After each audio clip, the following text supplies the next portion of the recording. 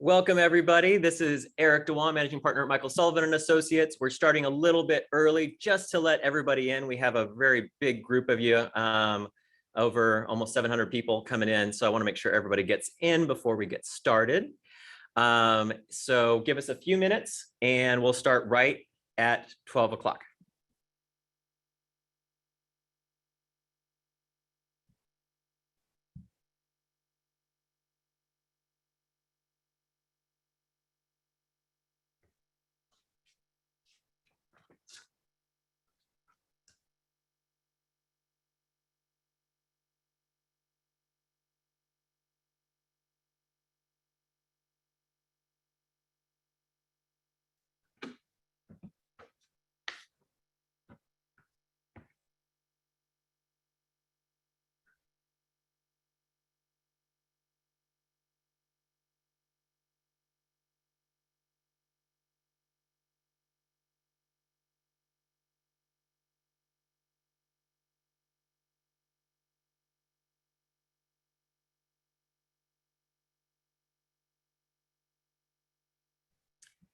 And as everybody starts filtering in, the way we are going to handle Q&A is we will please put your questions in the Q&A box and we will answer those towards the end. If there's any technical issues, put them in, and Megan, Susan will go ahead and reach out to you if you have any technical issues.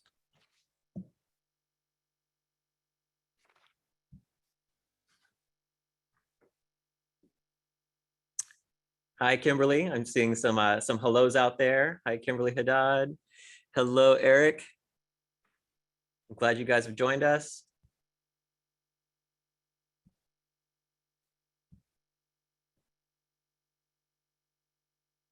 And I got a question from Tammy. Will we provide the slides or handouts? We will go ahead and send out the PowerPoint PDF for those who request it. So go ahead and put the request in and we'll have our team send them over to you as you need them.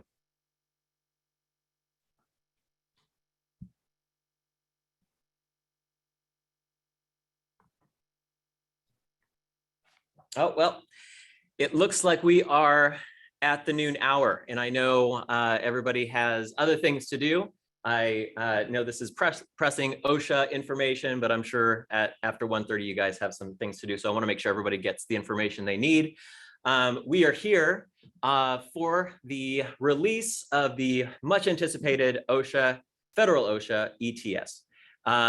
So that's what we're going to be talking about today. Again, my name is Eric Dewan. For those who don't know me, Managing Partner at Michael Sullivan and Associates. I'm joined by my colleague, my partner in fighting crime, Lisa Aguiar, who also knows everything OSHA, all COVID-related employment laws, one of the main authors on our COVID ebook. So we're going to chat as we typically do when we have a presentation together, going back and forth, discussing issues as we go. Again, we will take Q&A at the end as we have time. I'm going to try and give us about 10 minutes or so if we have time at the end to answer any questions. Still giving your questions, and if we can answer them after the webinar, depending on how many we have, we'll try and do that as well. So a few housekeeping items. For those of you who don't know about the firm, we are throughout California, 9 offices, from the tip of San Diego all the way up north, Sacramento Bay Area. And we also have a book, Sullivan on Comp series, for those who follow workers' comp, as we all should. And the other important thing to know is that the ebook I just mentioned is a free resource that we started as a labor of love back in March of 2020. It is a live ebook available at sullivanattorneys.com, available for all, not just our clients. It is regularly updated, probably already updated this week. Again, if not, it'll be updated by the end of the week or next week with these OSHA standards. As you'll hear, some of that may be a bit on pause. If anybody has heard about this Fifth Circuit debacle, we'll talk about that as well in a second. But as for the ebook, it is a great resource for both employment law and workers' comp law related with COVID-19. It's turned into the desktop resource for many people and human resources and risk managers alike. I hope that is helpful for you. So today, what are we going to try and unpack? We're going to talk about the Biden's path out of the pandemic agenda, and most important, the federal OSHA ETS, the vaccine and testing mandate. And after going through OSHA, the federal OSHA, there is no way we can have this presentation without also going to Cal Osha, because there are so many disparities that we have to be aware that even if federal OSHA doesn't require it, Cal Osha might. And also California law in and of itself, wage and hour law, might require where federal OSHA says it's not required. So we cannot have that discussion without packing this all together. We're also going to talk about other sick leave issues to keep in mind, knowing that, Cal Sup is over, but I mean, there's still other leaves that are going to be available, and it's important to keep those in mind. And we'll discuss some of the COVID related litigation. I might pepper that throughout the presentation as the issues come up, but we'll certainly talk about that towards the end. So the path out of the pandemic.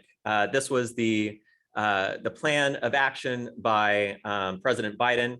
The most important that we're going to be talking about today is the vaccinating the unvaccinated. That's going to be the focus. Also, further protecting the vaccinated, keeping schools safely open, increasing testing and requiring masking, protecting our economy and recovery, improving care for those with COVID-19. Again, what we're trying to figure out right now is what will employers be required to do? That's the focus for today. Now, let's get into this slide, and then I'll tell you about the status of where we are with appeals. So generally, the OSHA ETS requires this. With employers with 100 plus employees, this includes private employers, ensure their workers are vaccinated. OSHA has issued the ETS standards, require all federal workers and contractors who do business to be vaccinated by 11/22. If you have a federal contract, those will be incorporated into the renewals for the contracts. Read those carefully. Require healthcare workers, Medicare, Medicaid, participating hospitals to be vaccinated. It's a separate OSHA ETS standard. Require large entertainment venues to require proof of vaccination. That's already happening. If anybody has been going to any of these events, at the door, requiring the vaccination card. It's not testing, it's a vaccination card proof, or the barcode that cal.gov provides us. Require covered employers to provide paid time off for employees to get vaccination and recover if necessary. We'll get into that detail as well. So before we get too far in, one of the questions I get is, well, what's all this news we're hearing about the Fifth Circuit and the stay on the OSHA ETS? And that is true. On Saturday, there was a ruling by the Fifth Circuit that did a temporary stay on the ETS requirements. Now, it is a temporary stay at this point in time. So why we are doing this is because we should expect that this will remain the requirements. There is a very short window of time for employers to comply. We'll talk about those particular deadlines in December and January, respectively.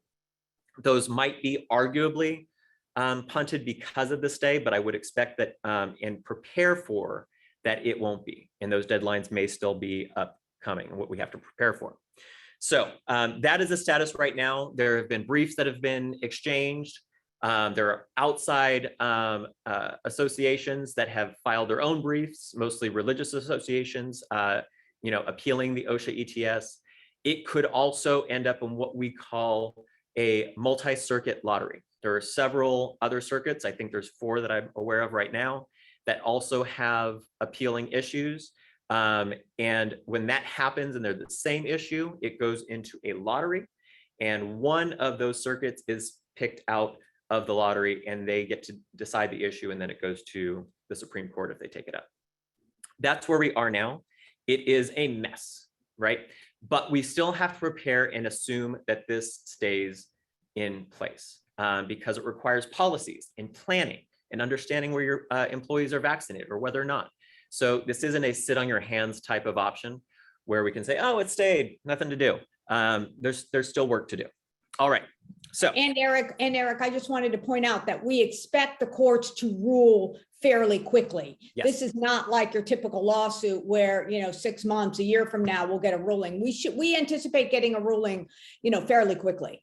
Could even be this week. You're absolutely right. And some people think, oh, these things take forever. Well, not when it comes to a temporary stay on a law like this. Fifth Circuit is required to do a quick turnaround. So it could be any day. On that note, because this is going to be a moving target, please follow me and Lisa. We're easy to follow on LinkedIn. Our names are really easy to find. We're the only ones on there. Last time I checked. So follow us and we will do updates as these things come out. We'll certainly update the ebook as well, but we'll be tracking these cases and what it requires of the employers. And if anything significantly changes, we might even do another webinar, Lisa, if you're up for it. We've done a lot of these webinars. So yes, I expect we may have to do another one as well. Yeah, yes. yeah. So getting back to these slides for timing. Okay, so purpose and rationale is essentially to keep everybody safe. We know this. Make sure everybody gets vaccinated. There are healthcare issues. There is, we want to make sure our businesses stay open. There's a whole series of legitimate business reasons that this is happening to try and get our workforce safe and healthy. Now, OSHA ETS preempts state law. This is going to be important, and this gets to my point that we have to talk about Cal Osha too.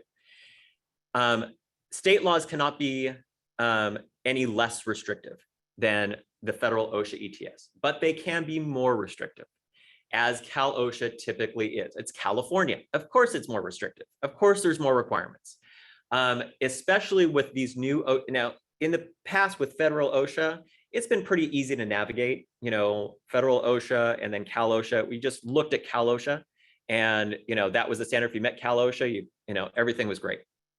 Now, federal OSHA has some other bells and whistles now, a lot of them actually. And Cal OSHA has not even chimed in on vaccination yet, although they are expected to, hopefully before the end of the year to give us some comparison. All right, so again, they can't be less restrictive, they can be more restrictive. We expect Cal OSHA to continue to be more restrictive. Employers covered under the and employees excluded by OSHA ETS. Okay, covered employers are 100 employees or more. Now, we expected this. I mentioned this at a webinar not too long ago at PIRA, that I expected it would be company-wide, not just by location. We were correct. It is company-wide or firm-wide as it might be. So you don't just get to say, oh, this is the people in this county. It is throughout your organization. And the count starts as of November 5th. Okay, employees who do not report to a workplace where other individuals are present are excluded. Now, remember, that means that they never report, right? So it's not that, oh, well, they work remotely 4 days, they're only here on Fridays, so are they excluded? No, they are not excluded. They're there at some point in time. I would also suggest that, especially as we get into the holidays and people want to go to these holiday events that organizations are planning. Well, now we have everybody at a company-sponsored event. And we even have the remote workers potentially. Now, when that remote worker who has never seen everybody and now is with everybody again, does this now apply to them? I would argue that perhaps it does, because now they're in a work-related event with everybody, and now these might now apply to them. So that's where we kind of have to balance out. I don't know. What do you think about that, Lisa? Because I think that's going to be one of the issues where the remote workers are now commingling with our workers with, an office party or something like that where they want to be part of. Yeah, I tend to agree with you. I think they will be covered, but you're right. OSHA hasn't opined on whether or not they will consider that to be the case. We expect them to come out with additional guidance as this is released and implemented. But I do agree with you. I think they will be counted. Yeah, I would assume they would. And I'd probably go into the holidays because, OSHA probably won't give us a lot of guidance before the end of the year. So I would probably go into the holidays assuming if this is, the stay is lifted, that this applies to those people. Also excluded are those who work exclusively outdoors. They don't come indoors except for a de minimis amount of time. We'll talk about that. Excluded employers are federal contractors covered by this other law, the State Federal Workforce Task Force, and the healthcare services covered by the requirements of the healthcare ETS that came out in the summer. All right. Counting employees at multi-employer sites like construction sites. How do you do that? There's hundreds of people there, but we don't employ them all. Well, you only count your own employees. It's not site-wide. So every employer must count your employees, even if you're at the same site, and do that calculation of whether or not you hit the 100. This also includes, by the way, temporary employees or part-time employees. So count those as well. We expected, but fortunately this didn't happen, that it would include independent contractors. Independent contractors are not part of the count to 100, fortunately. Counting employees from staffing agencies. Now this is a little sticky. Each counts their own employees. So the staffing agency counts theirs, the host employer counts theirs. Of course, in California, it gets a little sticky with staffing agencies because are they joint employers, right? But I would suggest here, because we were just following a federal rule, that we follow that federal rule. And if the guidance is each counts their own, I think we're in a safe harbor to do that and not get into this joint employment issue. Seasonal employees or temporary workers are counted.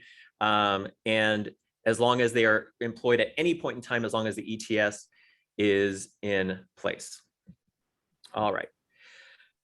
Determining employees who work exclusively outdoors. This one concerns me a little bit because everybody's going to be reflexively, they just, they do the janitorial services. All they do is they take care of the school district fields, right?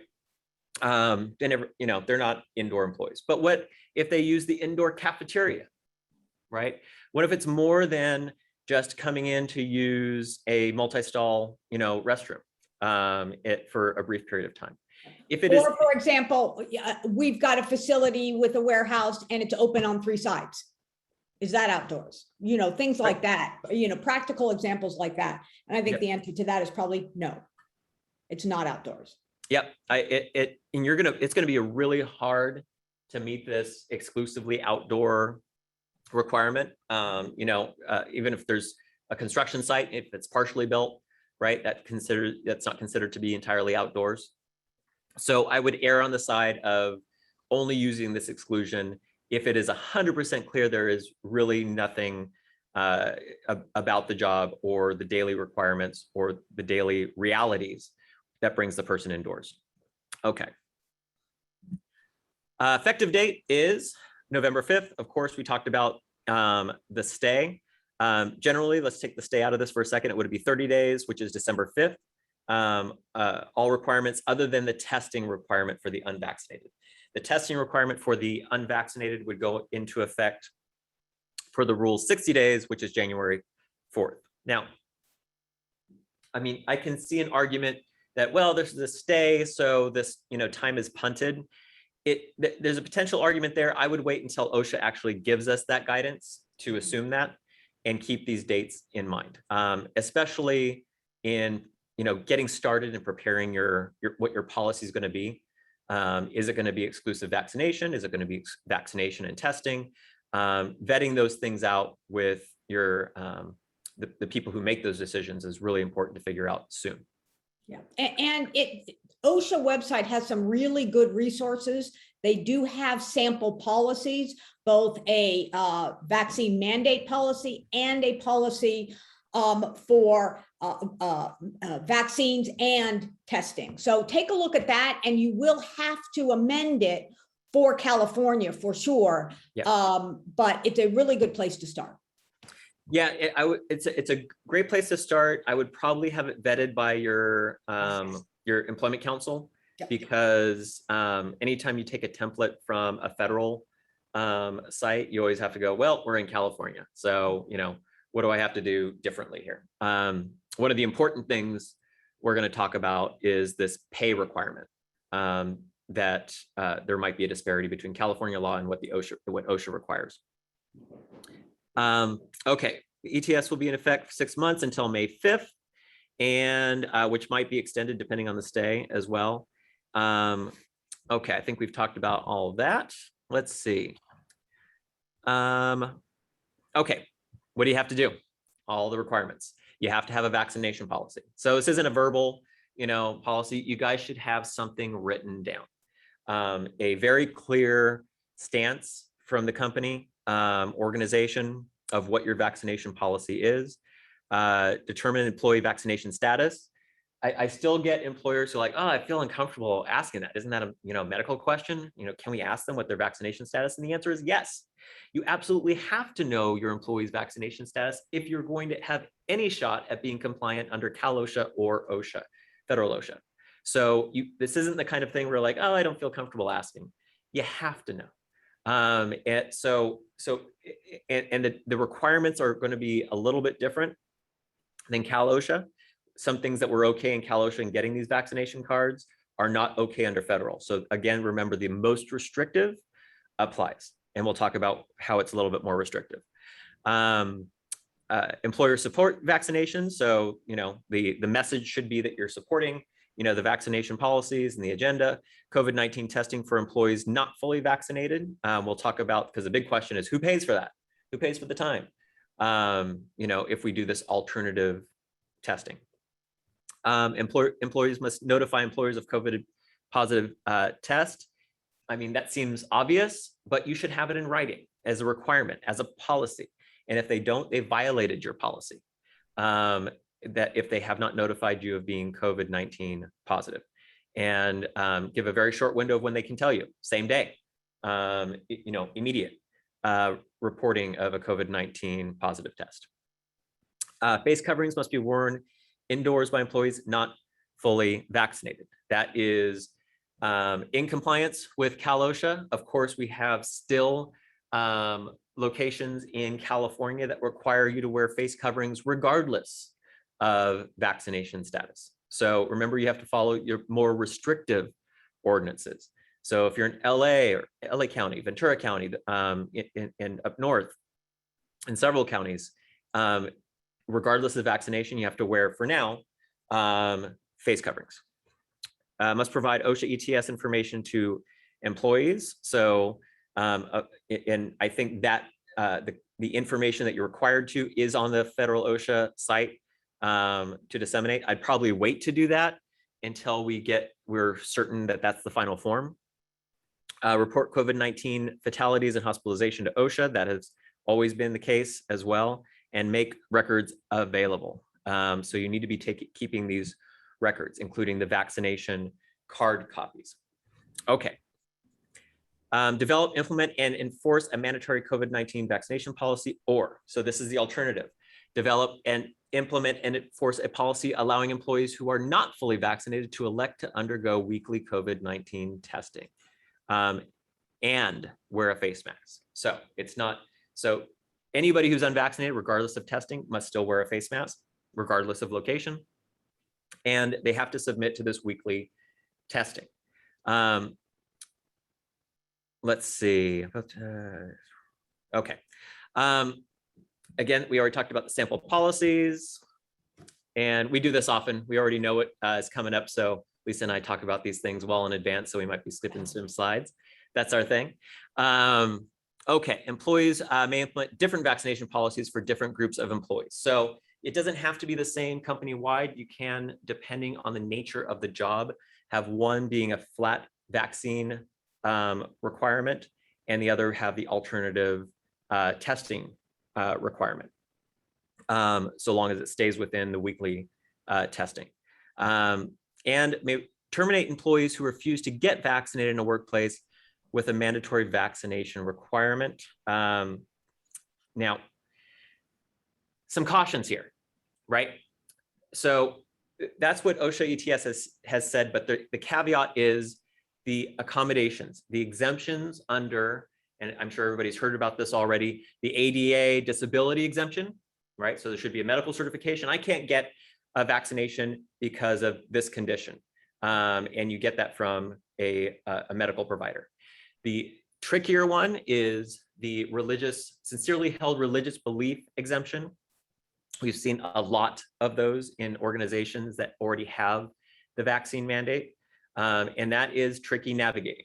I recommend, there's a really good section on frequently asked questions at the EEOC website about how to navigate some of these religious, sincerely held religious belief exemptions, but it is tricky because how much questioning is too much questioning? How far do you want to go and still avoid a religious discrimination component? And the answer generally to that is when there's objective criteria, objective evidence that this request is disparate from either prior conduct or something that you can really tell that doesn't seem to be a sincerely held religious belief. I'll give you an example.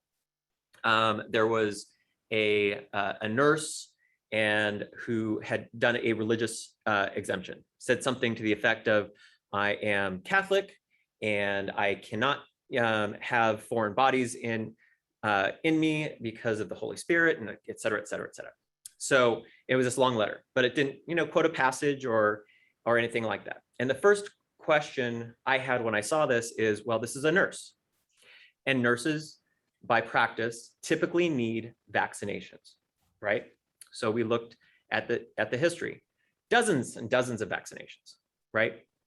So when there's an objective disparity here, the letter says I can't have vaccine impurities in my body, and then there's these other vaccines that this person has had. And when pressed with, well, you have a history of getting these vaccines, the response was really no response, and she agreed to get vaccinated.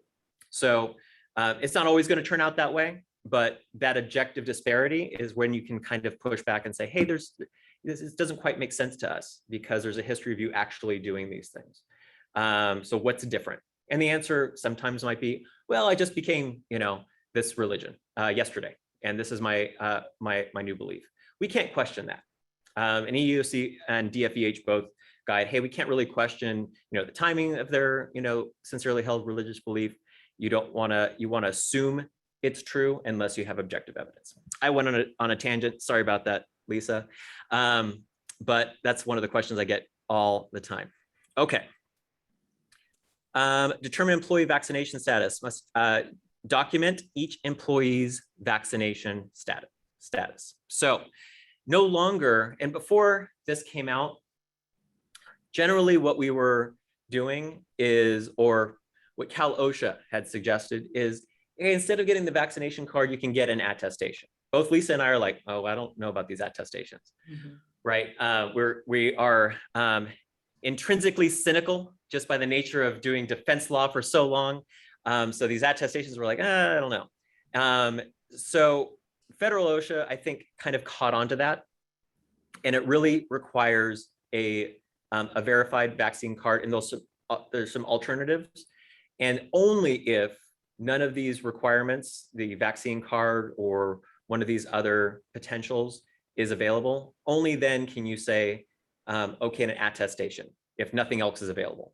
And that's going to be a rare circumstance where they don't have a vaccine card or a way of getting a vaccine verification, especially in California. You go to cal.gov and put in your information, you get a barcode, right? So it's going to be very rarely that's going to be the last resort. So typically attestations under a federal OSHA, more restrictive, are not going to be sufficient.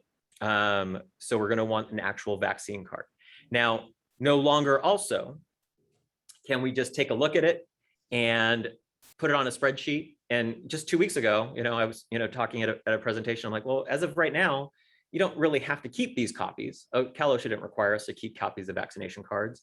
Federal OSHA does. We need to keep a copy front and back, keep it in a medically confidential file, away from anybody's eyes who does not need to see it. And so no longer is this, oh, we'll just take a quick look and now we believe you and we check you off. You have to keep copies of it for 4 years. So make sure you do that. Everybody should be doing that now. Getting copies, keeping them in a medically protected file. I had somebody come up at my last presentation say, hey, we just verified it by Zoom, and they showed us a copy front and back. Under Cal OSHA, that would have been fine. No longer, you actually have to have a copy of it front and back.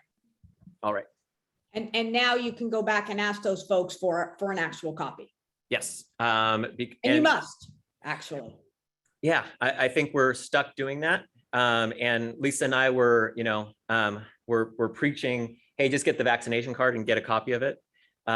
Most didn't want to do it, but now you have to scramble and get up to speed. Yep. So get those, and if you get pushback, it's going to be part of your policy that you're going to implement, and not conforming with that policy is not only a violation of the law, but it's also a violation of your policy, and you can deal with that like you normally would, a policy violation. Okay, maintain a roster. I think we kind of already got into this. And the roster, okay. So the roster kind of, separately, in addition to the vaccine card, kind of breaks down who is, vaccinated, who is fully vaccinated, partially vaccinated, meaning they haven't had the 14 days since the second dose. They don't get into boosters. We don't have, this requirement to have a booster shot at any X date yet. So that's not part of this at all. It's just the fully vaccinated status, which is 14 days for Pfizer and Moderna after the second dose, and 14 days after the 1 dose of Johnson & Johnson. All right. Okay, employees who have had COVID-19 are not considered fully vaccinated, even if they have antibodies. This is also different than Cal OSHA, because Cal OSHA had this portion that said, if you've had tested positive for COVID-19 and recovered within the last 90 days, essentially you're being treated as a vaccinated person, right? For purposes of exclusion, et cetera. That's not the case under federal OSHA. They're not doing this 90-day treating you like a vaccinated person option. So again, more restrictive. So we follow the more restrictive law. Okay. Employees who have lost their COVID-19 vaccination card can self-attest. They're unable to get a duplicate copy. Again, that's going to be really hard in California because of the resources we have available. And if you lose your card, it's really easy to get that barcode. And I actually, I almost prefer the barcode to the card itself. The card is really easy to duplicate and have a fraudulent card. Harder with the barcode. This, I think, and I'm just thinking about this out loud, Lisa, I think requires the actual card and not the barcode. Although I think the barcode is probably the safer to prevent fraud, what federal OSHA requires is the actual card. Okay. Photocopy of the card is fine. I would not want to keep the original, so don't keep the originals. Photocopy, a clear copy would be the ideal. Let's see, I already talked about booster shots and are not included. Let's see. And I think this is probably going to be temporary because I think the science is still, we're figuring it out. I expect at some point this will be amended for boosters, at least under Cal OSHA, of when those boosters are going to be due. But I don't see that in the next, 3 to 6 months, but I expect that at some point. I agree. I mean, Cal OSHA has already made amendments to their own EPS. So yeah. Yeah. So and boosters are becoming widely available now. So that's going to be something we're also going to want to track, and which will also be on their vaccine card. Okay. List of acceptable proof of vaccination. So these are your options. Record of immunization from a healthcare provider or pharmacy. So not the card, but a record of immunization, meaning a certification from a healthcare provider or pharmacy. Copy of US COVID-19 vaccination record card, copy of medical records documenting vaccination, and immunization records from a public health state or tribal immunization information system. So as you can see, it's going to be very hard to have the argument, I can't get any type of certification that I got the shot, so I'm going to do an attestation. I think attestations are gone and passé in my mind. There has to be a really good argument for that. Let's see. Employee name, type of vaccination, date of administering, name of healthcare provider or clinic site are standard on the vaccine cards and all should be included. If they don't have that information, you probably don't have a verified vaccine card. Okay, provide employees reasonable time for up to 4 hours of paid time to receive each dose for vaccination. This is the paid leave. Cannot require use of personal time or sick leave. So up to 4 hours to go get vaccinated when you do this mandate. And it's paid time at their regular rate. Mhm. This says do not use the sick leave. And the next one is the one I'm going to give some caution about because I think it is a stray from California law. Provide employees reasonable time to recover from side effects experiencing from each dose. Reasonable pay may be required. So what does reasonable mean? Well, we know at least 2 days is reasonable. I encourage you to be a little flexible on this. You know, if it's 2 days and a half or something like that, be the flexible employer. If somebody says I need, 2 weeks vacay for my vaccination, no go. And federal OSHA says they can require employees to use accrued sick leave. Now, my concern with that is California Healthy Workplace 2015 sick leave laws that require a minimum requirement. Typically, with all of the types of laws we've been seeing under Cal Osha, et cetera, it says you cannot tap into that minimum requirement, that 24 hours of the sick leave. If you have a more generous policy, you can use what's above and beyond that. So I caution you to not tap into the bare minimums of the 2015 Healthy Workplace law and just use what's in excess if you're going to do that in this case for recovery. And OSHA has provided examples of if you have a PTO policy, you can require use of that. If Yep. you have a sick policy, you can require use of that, but you cannot require use of a pure vacation policy. Right. No, a pure vacation. So when you have it combined, yes, Mhm. but many have these combined PTO policies, unlimited PTO policies. Mhm. And do you agree with me, Lisa, that we probably should stay away from using the minimum requirements of the Healthy Workplace law? Yes, absolutely. Yeah. I do. And I typically see carve outs for that. So, whoever's administering, make sure you stay astray from that. Mhm. Also, be cautious in your unlimited PTO policies as well.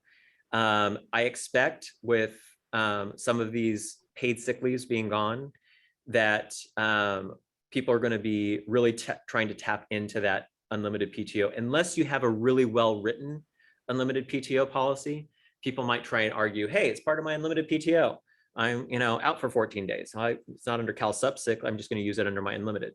You need to have a really specific carve out for those types of situations. Mhm. Okay. COVID-19 testing for employees who are not fully vaccinated. Must ensure employees who are not fully vaccinated are tested at least weekly. So you need to have getting these tests. Many organizations are already communicating with facilities that administer these tests so they can actually get the negative test right away. You should probably start looking at those facilities especially if you're a larger employer. Must exclude unvaccinated employees who fail to provide weekly tests. So that's a violation of the law. So they don't provide it. They haven't done it. They've forgotten about it. Can you exclude them from the workplace? Can you send them home with unpaid leave? And the answer is yes. Yes, I think you can in that situation. Do you agree, Lisa? I agree. Yes. Yep. And I say that because as we were going through this, there's so many issues that we kind of have to battle a little bit back and forth and figure out what the right answer is, because we have to wrap this into California law as well. Exactly. And it will be very important that you put this into your own policy so that employees are aware they will be sent home if they don't test weekly. And it might even be for some, especially if this is a recurrent issue, kind of like a no call, no show as a voluntary resignation. If people are refusing to do the testing, I expect there might be, sections of employees that don't want to do the testing at all, and they're sent home. So maybe incorporate in your policy, if you do it so many times or within such a period of time, it's considered a voluntary resignation. Employees must be tested within 7 days before returning to work if away from the workplace for a week or longer. So the tricky part of administering this is tracking, right?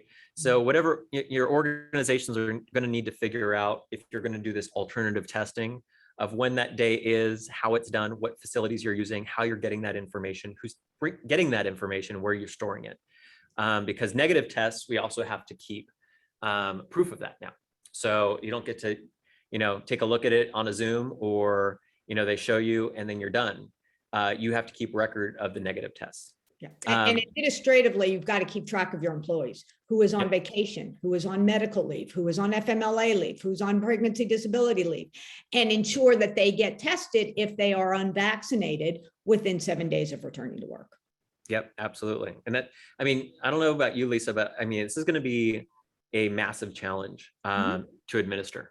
And if you're doing the alternative. And I think many employers are going to veer towards the full vaccination mandate, right? And we'll kind of talk about what that looks like, as well. There's no requirement that employers pay for any costs associated with testing. Well, this one gives me some pause. Federal OSHA says that, right? But if it is a necessary component to employment, I think there's going to be an argument in California law that the time to take it, time that it takes to test, and including going to and leaving and all of that, may be inclusive in hours worked. I think there is some argument that could be had that says, hey, we're following a federal mandate, right? So this isn't the employer saying it, this is, the law saying it. And there is some case law out there that was out. It was a UPS case about the mask mandate. And these employers were saying, hey, they didn't give us reimbursement for our masks. Now, that complaint came before Cal Osha insisted that employers pay for the mask. So that period of time that they were talking about was just simply a state and federal mandate. And it wasn't required that employers at that time provide masks. And the ruling came down that, hey, it was a mandate and it wasn't the employer's choice, so they didn't have to cover the cost.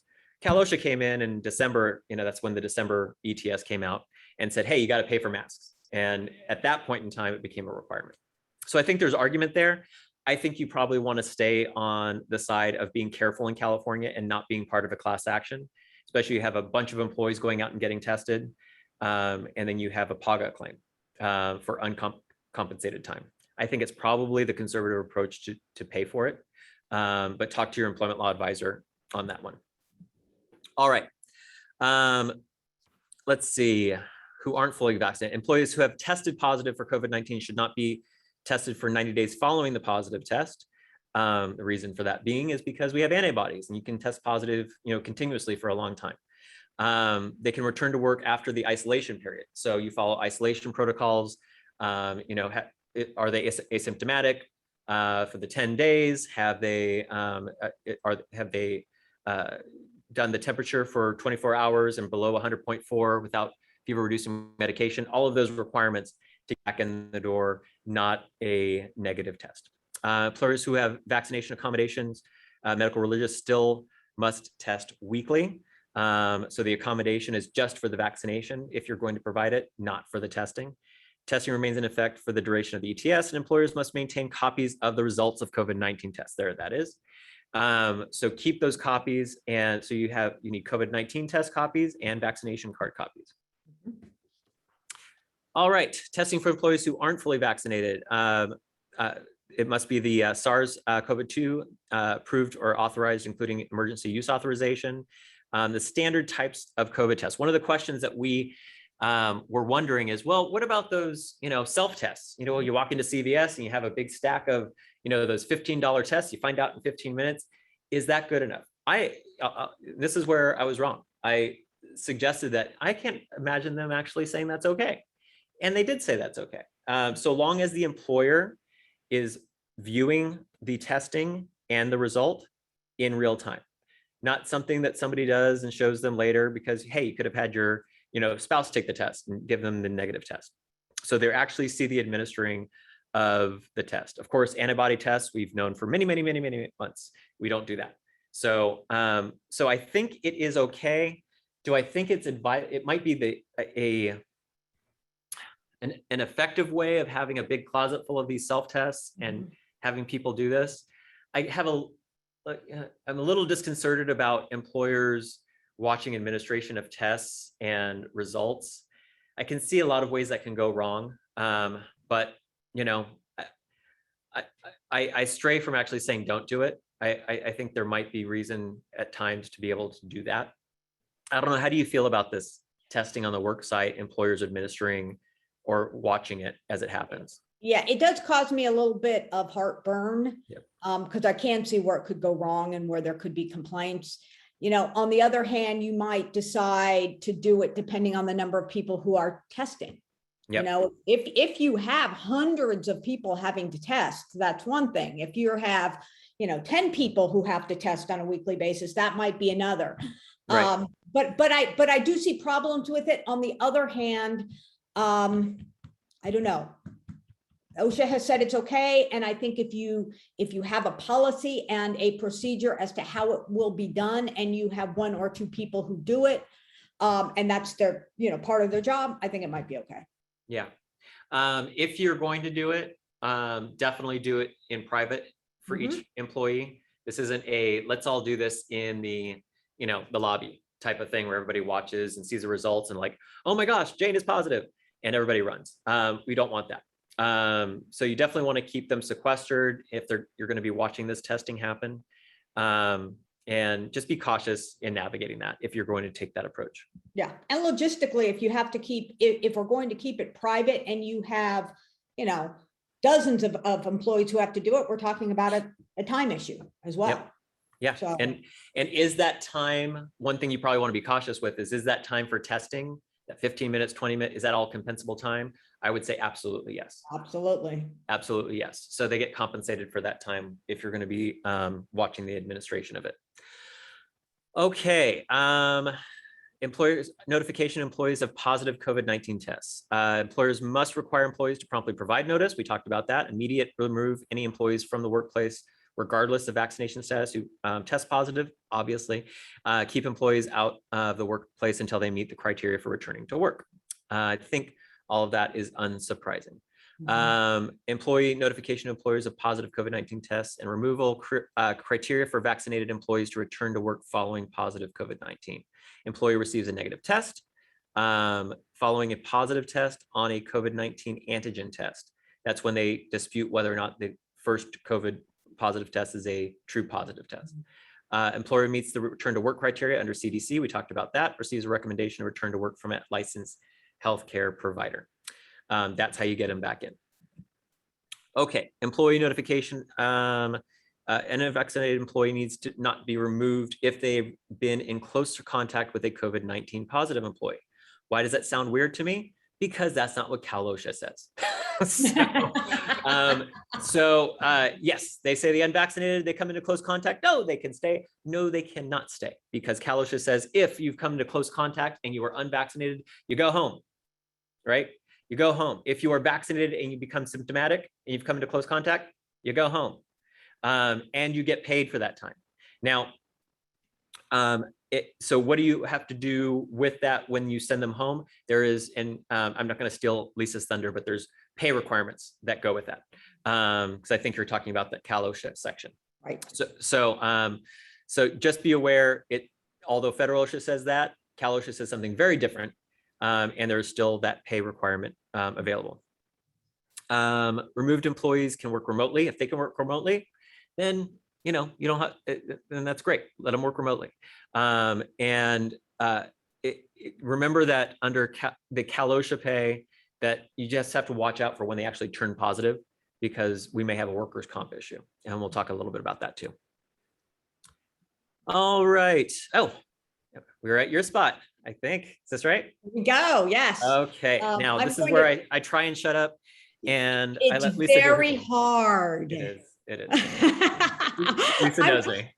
I'm going to start with face coverings, and the OSHA ETS does require employees who aren't fully vaccinated to wear a face covering when they are indoors or when occupying a vehicle with another person for work purposes. And remember, unvaccinated people also include those who have exemptions under a medical accommodation or a religious accommodation as well.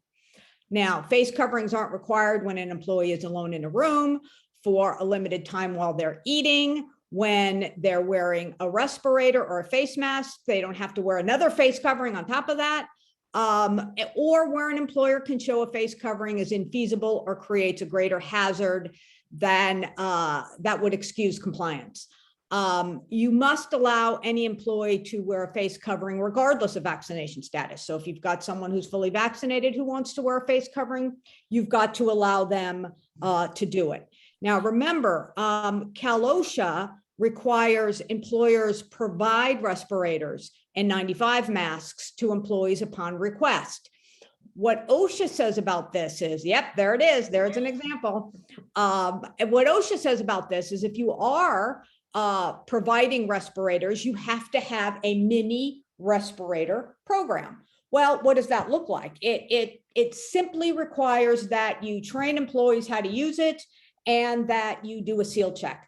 These are requirements that Cal Osha has already established for the use and provision of respirators. So hopefully you already have that in place anyway. Okay, let's move on. Oh, you're asking me. Sorry, I'm Yes, controlling the slides. You have control. Go ahead. It's like that. You've got the clicker. Go, Eric, go.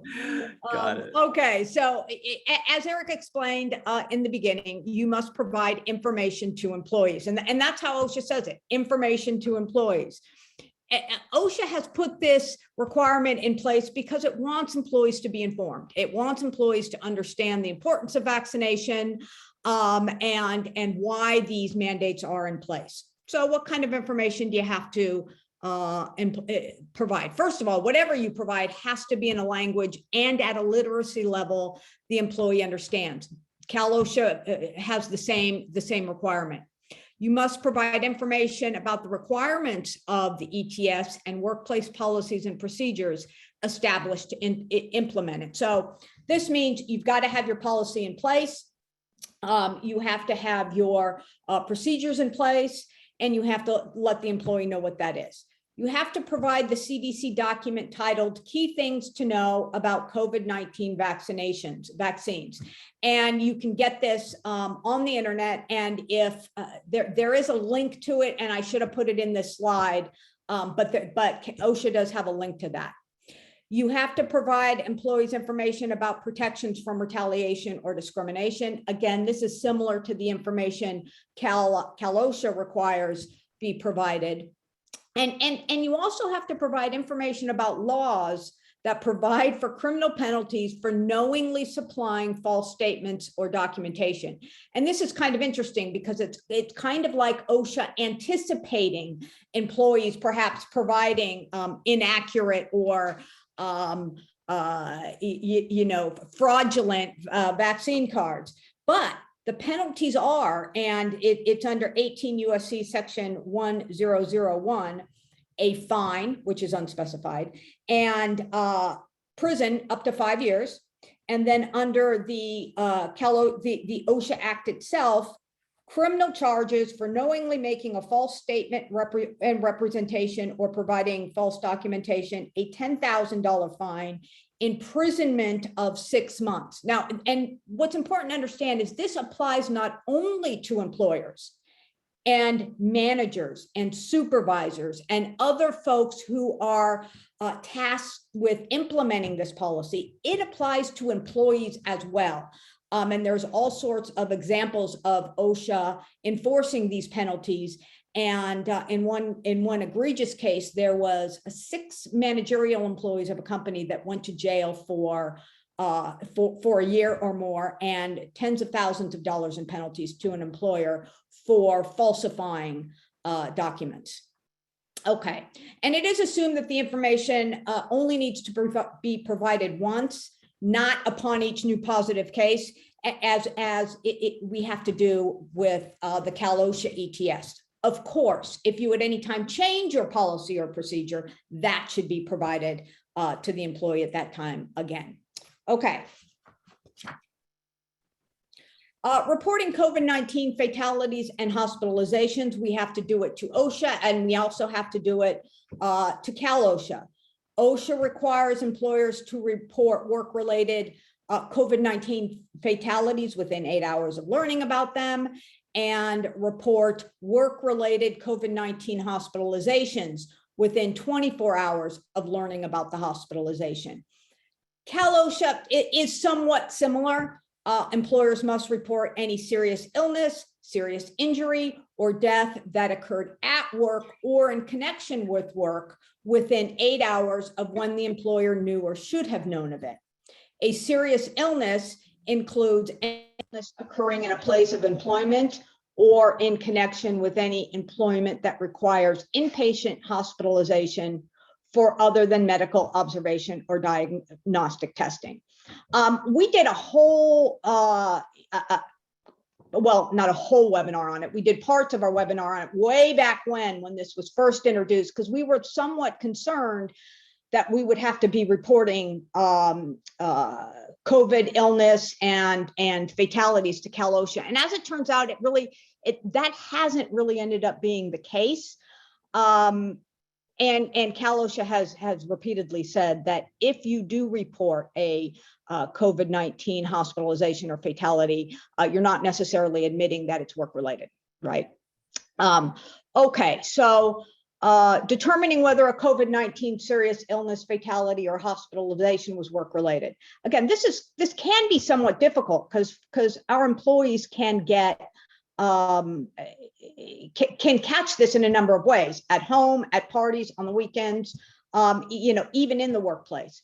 But consider the type, extent, and duration of the contact the employee had at the work environment with other people. Were they in contact with the general public? Were there any physical distancing or other controls in place? The extent and duration of the time spent. My apologies. I couldn't hear what you said. That was odd. Did anyone That else was. hear that? I don't know where that came from. And talking to us. That is so funny. Oh, that was funny. Consider the extent and duration of the time spent in a shared indoor space, whether the employee had work-related contact with anyone who exhibited symptoms of COVID-19. So that's how we the factors we look at to determine if it's work-related. Again, I haven't seen a lot of that. Have you seen a lot of that, Eric? I haven't gotten a lot of questions about whether, clients need to report or not report. It seems to be a fairly straightforward issue. It's been infrequent. And of course, the competing issues are we admitting a workers' comp injury, that it's work-related? Remember, keep in mind that the work-related standard is different under OSHA than it is workers' comp. Workers' comp is actual knowledge. OSHA standard of work-relatedness is preponderance of evidence, so more than 50%. So it's a lower standard. So you can, make a determination it's work-related from an OSHA standard, but still deny it from a workers' comp standard. Exactly. That's as far as I get into workers' comp. Me too. Yeah. Me too. We leave that to right. the gurus we have in our firm on that. Right. So records must be made available for examination and copying, not only to the employee, but to any representative that the employee may designate with a written authorized consent. And that includes the employee's COVID-19 vaccine documentation, any testing records, things like that. And you must make available to an employee or their representative the aggregate number of fully vaccinated employees at a workplace and the total number of employees at the workplace. So somebody can do the math and figure out how many aren't vaccinated and how many are. Again, the purpose of this is to educate employees and give them information so that they can help protect themselves. So we put in a couple of the Los Angeles City and County mandate here. These are vaccine mandates. San Francisco has a vaccine mandate for city employed workers. Oakland has a similar mandate.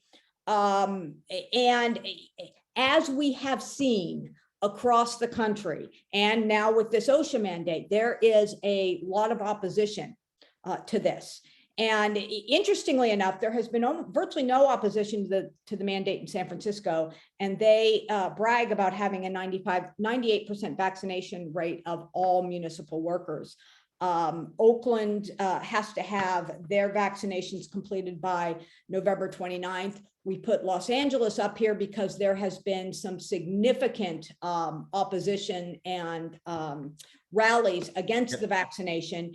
And as we have seen in the news, it's happening everywhere, in Chicago, in New York, et cetera. And we're waiting for all of that to play out in the court systems. Would you agree, Eric? Yeah, just this week we had thousands of people, in downtown LA, protesting, this vaccine mandate. So I expect with, almost absolute certainty, this is going to get fully litigated to some point. One of the components here is the cost that's being deducted from payroll. Gives me a little bit of concern under California law too. I expect there's a plaintiff's attorney under every rock. So do I think there's going to be, pushback on that in litigation? Yeah, because that's what plaintiff's attorneys do in California. And I'm sorry if you're a plaintiff's attorney out there, I am so sorry that you're a plaintiff's attorney. So I'm not sorry for offending you. I'm just sorry you're a plaintiff's attorney. Yeah. No. So, but yeah, I really do expect this to be, fully litigated. And I always tell my clients, don't be the trailblazer for these things. Let them play out in the law and just use the conservative approach. And typically that advice has proven true. And those who end up being the trailblazers didn't really want to be. So well, that's exactly right. And while the vaccine mandates may be upheld, the deduction from payroll for for certain costs, for testing, et cetera, you very well could lose that and have to repay all those employees for whom you've deducted costs. So that's just something to keep in mind and be aware of is we are seeing these vaccine mandates play out all over the place. And my expectation is once they play out, we may see smaller employers also implementing vaccine mandates if they are ultimately allowed. Yep. And it does allow for the religious and disability exemptions. Mm-hmm. One of the things to caution about that is what is an actual accommodation. There's this, one of the trailblazers I was talking about is this United class action that's playing out, mm-hmm. Which is really about United doing this, flat vaccination requirement. And those that were approved for the accommodation, the religious creed or disability accommodation, the accommodation that was given was indefinite unpaid leave. Right. Indefinite unpaid leave. Is that a reasonable accommodation under federal law? That's what the issue is. They tried to get an injunction on that, and the court said, hey, sorry, this isn't an emergency. This isn't irreparable harm because economic loss is not irreparable harm. You have to see how this plays out. So we're still have to watch that. Do I think indefinite unpaid leave as an accommodation will work under California law? I think that is pretty dicey. Is that really an accommodation? It is the most absolute last resort. Yep. before firing, right? Yep. You know, you don't want to terminate, so you put somebody on an indefinite unpaid leave. I just think you're going to have a hard time justifying that in California. Yeah, I mean, it's probably the better move. I mean, the termination, because it's an undue hardship and you can't accommodate, that's, you know, going to be the harder line. The indefinite unpaid leave, maybe the a little bit more conservative approach. And maybe beyond that, you know, how do we justify that we won't accommodate vaccination by just doing weekly testing? How is, you know, how are we going to say, well, that we can't provide that accommodation, the weekly testing in lieu? I think healthcare providers are going to get away with that because of the imminent danger to patients. Most employers are probably going to have a harder time arguing that, I think, anyway. I don't know what you think about that. No, I agree. I agree with you. Okay, so the EEOC DFEH has weighed in on this and have suggested from an employment perspective, employers can require employees to get vaccinated. There is no requirement that employers prove that the vaccines are job related or consistent with business necessity, which is a requirement for other types of issues. It's not considered a medical exam, but we must keep testing and vaccination status confidential. And as we've been alluding to throughout a lot of this presentation, are these accommodations. You have to at least consider and engage in the interactive process for any employee who presents you with a medical certification that says they can't get a vaccine because of XYZ, or requests a religious accommodation. I will suggest, as Eric did, that the EEOC has some really good information in its frequently asked questions, particularly about the religious accommodation, where we're starting to see a lot of folks using in order to get around the vaccination requirement. Yep. There are no magic words that an employee has to use to request a religious accommodation. They don't need to say it's a religious accommodation, but they must use sufficient words for you to understand that they are requesting an exemption from the vaccine for religious reasons. And as Eric said, we should assume that an employee is making this request based on a sincerely held religious belief, unless there's an objective basis. And it's rare. It's going to be rare. But you can look at things like this employee has requested to not be vaccinated for other reasons before, political, social, et cetera. And now all of a sudden they're asking for a religious accommodation.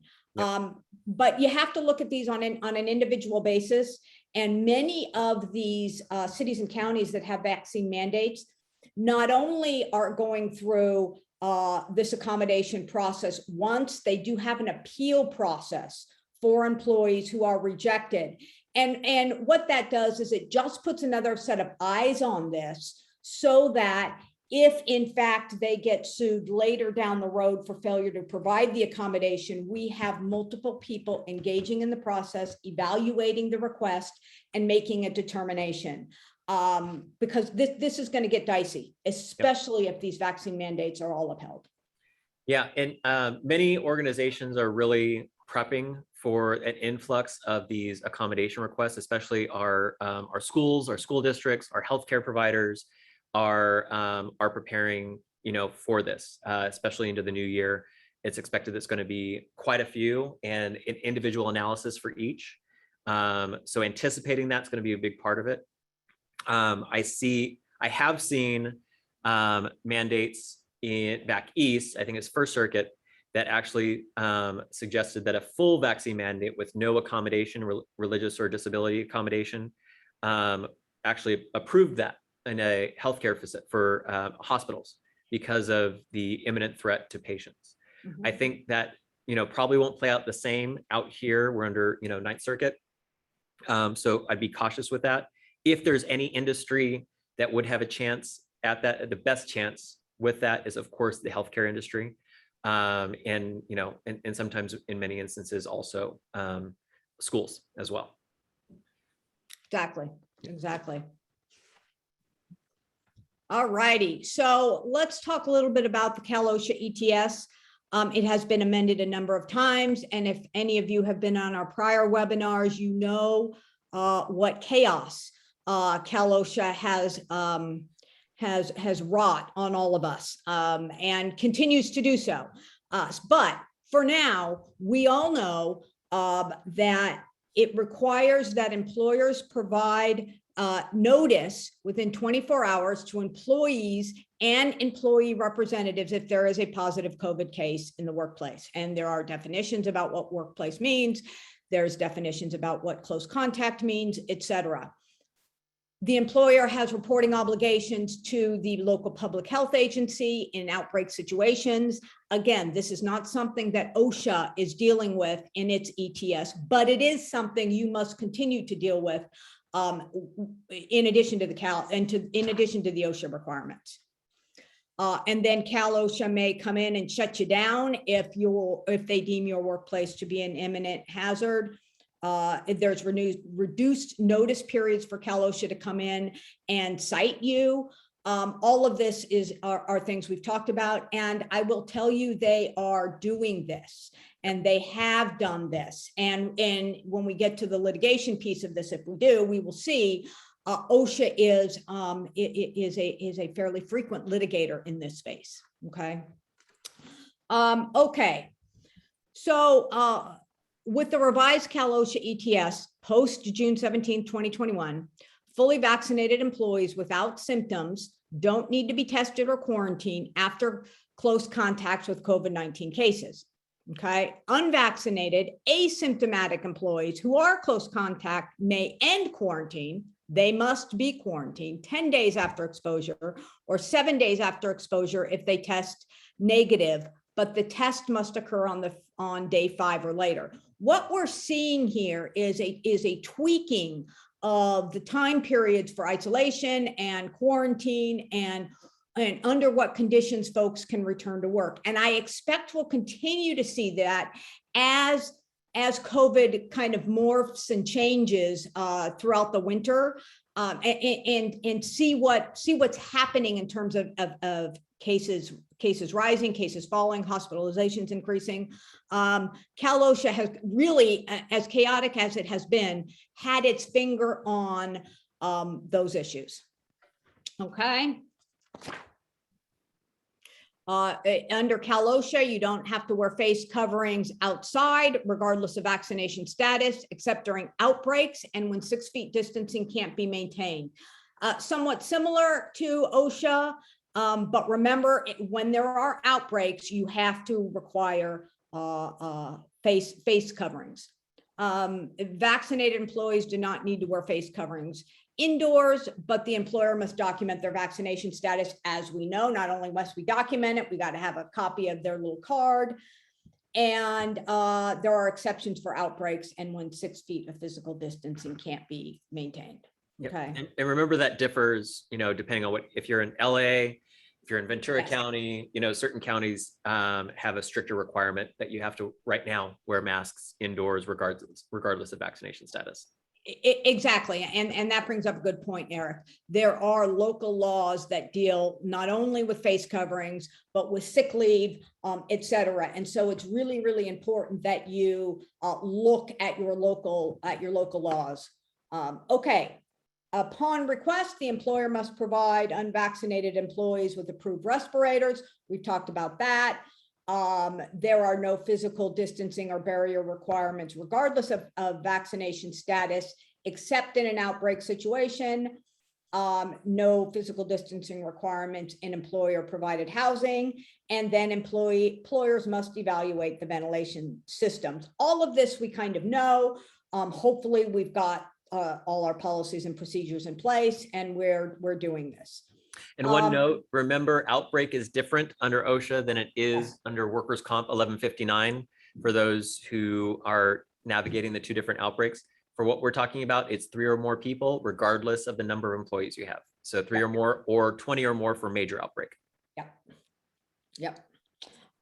So employers continue to have requirements for responding to COVID-19 cases and outbreaks, and that includes doing an investigation, determining how they can minimize future future cases, et cetera, there are quarantine and exclusion pay requirements, which Eric alluded to in the past. We have to pay close contacts for quarantine time.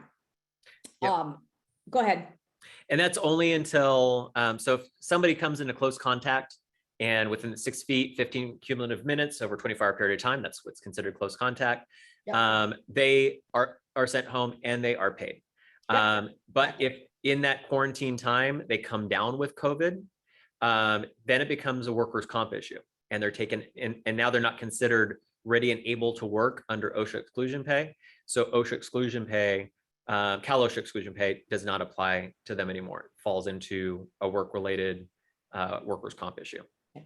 And be sure to consider remote work if that is at all possible for the folks who are close contacts. Yep. And have to be removed. Yep. Okay. And then of course there's basic prevention requirements. Okay, so I somewhat hesitate to even go over these proposed Cal OSHA readoption standards, because I truly expect, Eric, I don't know if you agree or not, that this is going to be changed. These haven't been voted on. Yep. There hasn't been public comment period. And knowing Cal OSHA's history, there is going to be a lot of change to this before it becomes the rule of law in January. Regardless, it wouldn't even be effective until January 14th, 2022 anyway. Yeah, I agree. I mean, everything we've seen in the past is they go, overboard on what they are proposing, which they certainly did here. And it gets mitigated through meetings and oppositions by businesses, et cetera. Right. So it probably it's pretty will. extensive here. I mean, they're starting to require testing for all people. Yep. No matter who. So yep. I don't know, we're running out of time, and I would like to get to questions. Okay. If you agree, we'll leave this here. And folks, yep. If you have questions about the proposed changes, let Eric or I know. We will keep our finger on it though, and we will bring you a new and improved update when and if it is eventually passed. Okay, yeah, so we'll just leave that there, and you guys will, whoever wants the slides, you can have that as well, and just keep an eye on it. Yep, absolutely. So let's briefly talk about time off requirement. As we know, the Families First Coronavirus Response Act has expired, as has the California Emergency Supplemental Paid Sick Leave Act also expired. Eric touched a little bit on the California Healthy Workplace Healthy Family Act. See, that's the notice for me to stop talking. No, we have time. But remember your local sick leave statutes. Take a look at those, make sure you're adhering to those. To the best of my knowledge, all of these statutes deal with someone who has a positive case taking care of themselves or a family member or a child. Yeah, they've not been amended to at least Oakland and San Francisco, to my understanding, for vaccinations yet.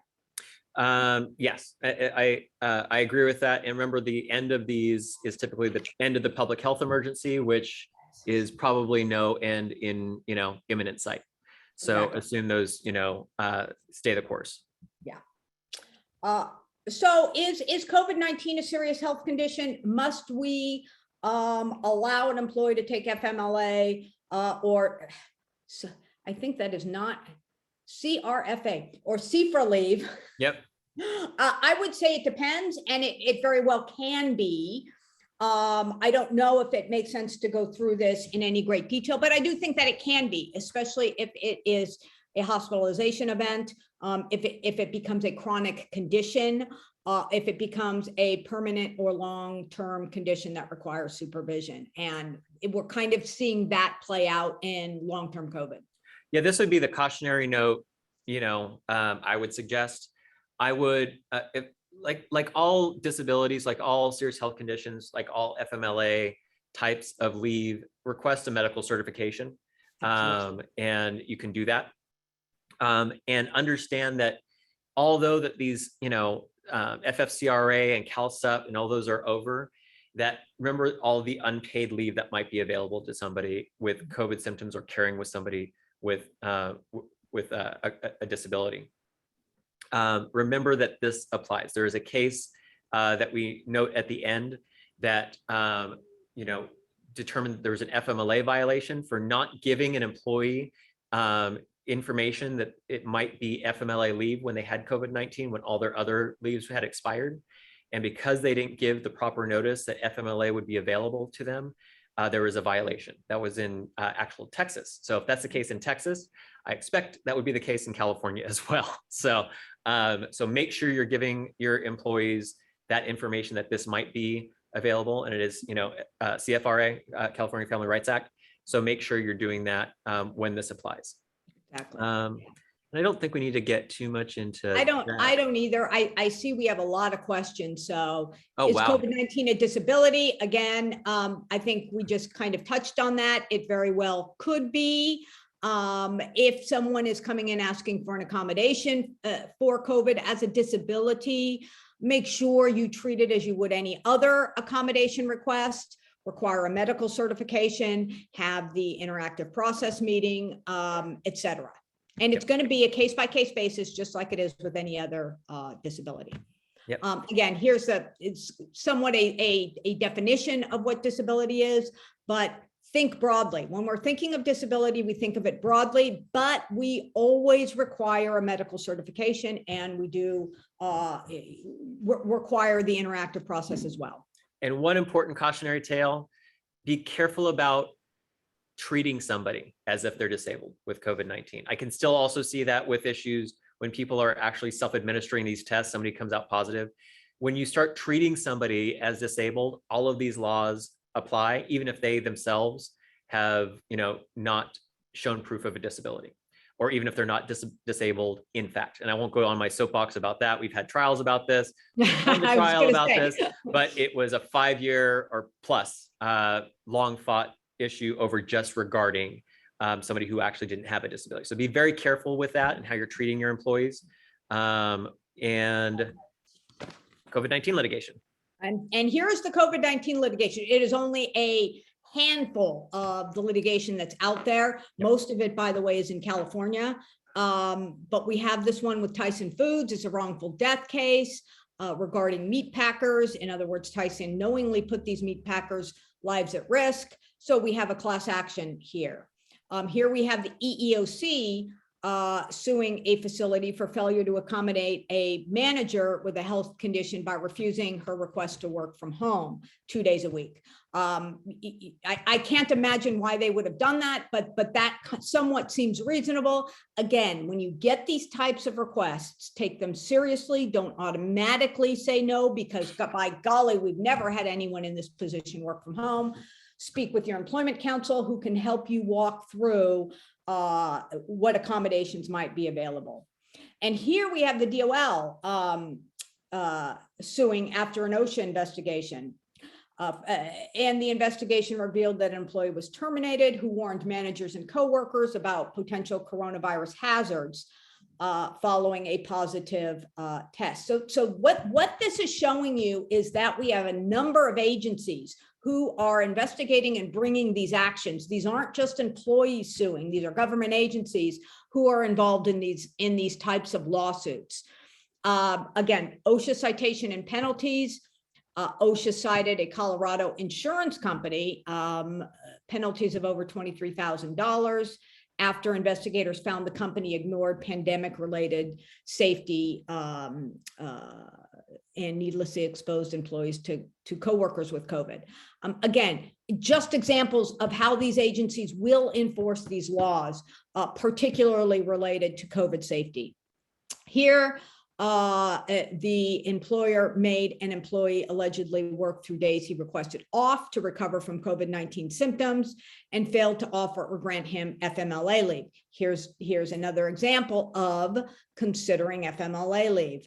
And then, of course, the United Airlines class action case that is continuing to make its way through the courts, and these myriad of other vaccine mandate cases that we're seeing. And we expect to see more of this as well. Yeah, there's going to be, there's a lot more coming down the pike, and we will try and stay on it for you. We're watching all these cases, of course, as they unfold. So keep tabs on us also on LinkedIn. We will definitely have, I expect, I mean, I think this is our 28th COVID related webinar, Lisa. So I expect there'll be at least a few more in our near future. So that's our information, and let's take some questions. Yes. All right, guys, thank you. So we did get a number of questions around rapid testing at work.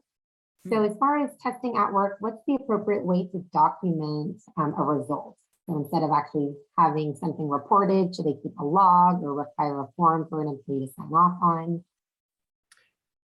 That's a good question. So it depends on we're talking about the self-test, right? Mm-hmm.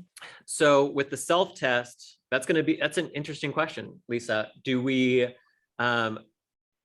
take a capture of what the self-test shows and keep a log of that? Of course, just acknowledging it on a log sheet wouldn't be enough, because you're required to keep copies of COVID negative tests. So I agree. I that. think that that's the way you should do it for now, until there is more guidance from OSHA. Yeah. And again, for those who asked about the rapid testing in office, just be careful with that, and, make sure whoever's administering that is very discreet and knows how to handle these things. I would do some type of documentation of what the negative test is, whatever rapid test you're using, and keep it on file like any other negative test requirement for OSHA. Yeah, and I'd have a policy and procedure around that as well. Yeah. How you're going to do it. Yep. Okay, so we also received a number of questions around testing outside of work. So can it be mandated that weekly testing be done outside of work hours? I couldn't, Lisa, could you hear that question? I did not hear that, no. So the question was around whether or not testing, the required weekly testing for unvaccinated employees, can be required by the employer to be completed outside of working hours. Yes, it can. It can be required outside of working hours. I think the question is, do you have to compensate for that time, regardless it's outside? So if they go on a Saturday and they go for their testing, do we need to compensate it? Under federal OSHA, the answer is no, right? Under California law, is that hours worked in connection with a business necessity for the employer? That's the issue I see as on the fence. The most conservative approach, I would say, is to pay for it. I think there's also good argument that under the federal law, and because it's probably an issue of first impression for California law, you can probably rely on that as well. But most conservatively, probably what I'm going to tell most of my clients is, let's talk about the cost of actually paying for this time and maybe capping what that time looks like. Yeah, that was going to be my comment. Perhaps we cap. Yeah. So, 10 hours waiting at a COVID, testing site. No. So, Exactly. I drove from LA to San Francisco to get my test. So I can see all kinds of things like that. But I think that's an analysis of cost benefit and risk analysis. Great. Okay, the next question was, is paid time required for boosters, even though boosters are not considered a requirement for fully vaccinated? Not anything that I've seen. Lisa? Nope. No, me neither. Yep. Okay. Now that may change, but Yep. for now, no. For now, we're good. Okay, as far as authenticity goes, are employees able to provide a copy of their own vaccination card, or does the vaccination card need to be copied by the employer? I would get a copy, have them show you the original, and the employer copies it. Okay. That would be, and administratively, that might be a challenge. Getting a copy is what you're required. Lisa, what do you think about, hey, send us a copy of your Vax card, and we'll just maintain it? I think, I think administratively, you're going to have a really difficult time, I think, actually seeing every single person's card. Yeah. And I don't know that OSHA requires that. They require you keep a copy. It can be a PDF copy. It could be a photo copy. It can be, a copy you make on the, on your own printer. But, I don't know, because I do, kind of being the conspiracy theorist and the defense attorney, I worry that someone's going to dummy one of these up. Yeah. But I think you're right, Lisa. I think for the most part, most employers, unless you have, 5 or 10 employees, in the office or something like, which is not the case because it's 100 employees or more. With that many employees, administratively, taking every copy and making it yourself probably won't work. Taking the copy itself and having this policy with the laws and penalties associated with a fraudulent vaccine card, hopefully will be enough. I agree. Okay. Do unvaccinated remote workers, those employees not going into an office, do they need to provide a weekly COVID test? No, so long as they are really not coming into the office or coming in contact with your workforce. Okay. Are we required to have proof of vaccination for temporary employees from a staffing agency? Yes. If it's the staffing agency employee, OSHA says the staffing agency keeps the information. Yep. And I think we touched a little bit in California of in a joint employment situation, do we need to keep, do we, the host employer, need to keep a copy? Yeah, and according to Fed OSHA, no, right? Right, no. And I think this is one of those that there's no competing California law to analyze. So I think we can just rest on the federal guidance on that. Don't you think, Lisa? Yep, I agree. The staffing agency, yes, you have to keep, 100 more employees. You have to keep the vaccination card, but the host employer that you're sending these employees to only has to have them for their own employees. In this next one, what is your recommendation as far as managing new hires in collecting this information or including it with offer letters? Oh. I only heard part of, did you hear that one, Lisa? Yeah, I think the question is, what is our recommendation about getting this information from new hires? And where do we include this requirement, like in offer letters, et cetera? Conditional offer of employment after Yep. that. Yep. So I probably wouldn't do it, when people come in for their interview, but once you've done a conditional offer of employment, that it's one of the contingencies of it. Okay. So do unvaccinated employees need to be tested weekly only if they are away from the workplace for more than a week? No, you have to have a weekly test for all unvaccinated employees if you're using that alternative. If someone has been away from the office, you must vaccinate them within 7 days of a return. Perfect. So I know we're at 1:30 now. Eric, Lisa, let me know if you'd like to take a few more questions. Well, I want to be respectful of everybody's time. And I know we have a lot of questions. Let's take a couple more and then we'll let everybody, and everybody, we'll take a few more. Thank you everybody for joining us. I hope this was helpful to you. We'll do a couple more to see what questions come in, but after that, we'll go ahead and close the section. We'll take a look at the questions. If there's something we can actually be responsive to by email or something like that, we'll try to do that. If it's so much that we need another webinar, we'll let you know about that as well. So go ahead, Megan. Sure. Okay. So the next question was regarding the recommendation of indefinite unpaid leave. Would an employee be able to get EDD? Would the employee be able to get what? EDD? Oh, there's certainly less hours. So yeah, I believe so. So, I mean, it's not typically what we advise on, but once there's a reduction in hours or pay, that Of a would certain percentage. of a certain I think it's like 25% or something like that. yeah, which is entire unpaid leave would definitely qualify. So I think they can. Usually as employers, we just give the information and let the employee go from there.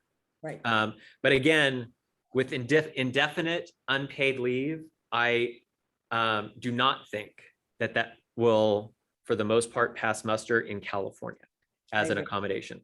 I agree. That what I mentioned was under federal, and that's the question under the United case of whether that's an appropriate accommodation, which is the issue being litigated. Do I recommend somebody in California having their accommodation be indefinite unpaid leave?